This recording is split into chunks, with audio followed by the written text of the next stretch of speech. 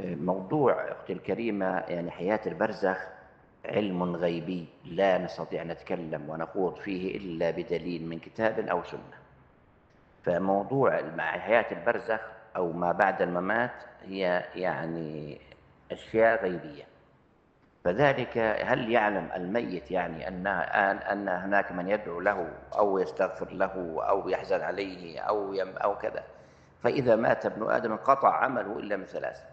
فلذلك يعني ثبت في الصحيح الصحيح أن الإنسان الذي يموت يبقى يستمع ويسمع لما يدور حوله حتى يدفن، ويولي عنه المشيعين والذين دفنوه، ويسمع قرع نعالهم آخر سمعه من الدنيا بانقطاع سمعه بعد تشييع جنازته أو دفنه في التراب أو تحت الأرض.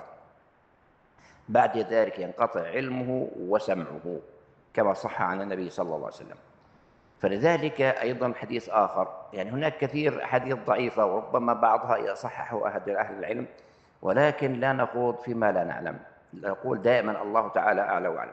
وهناك حديث آخر يعني يثبت أن الإنسان لا يدري من استغفر ومن دعا له، حتى أن ولده إذا دعا له هذا دعاء يستجاب.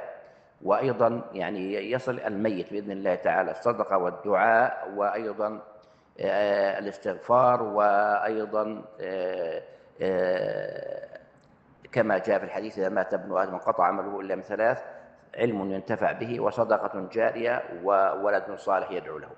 فعندما يعني يأتي يوم القيامة يجد هذا الميت أو الذي مات جبال من الحسنات، فيسأل، وطبعا ترجع الذاكرة 100%، يقول: أن لي هذه، يعني من وين أجتني هذه؟ ما عملت أنا في الدنيا. فيقال له، أي الملائكة تقول له: هذا باستغفار ولدك لك. يعني لو كان يعلم لما سأل. وهذا والله تعالى أعلم.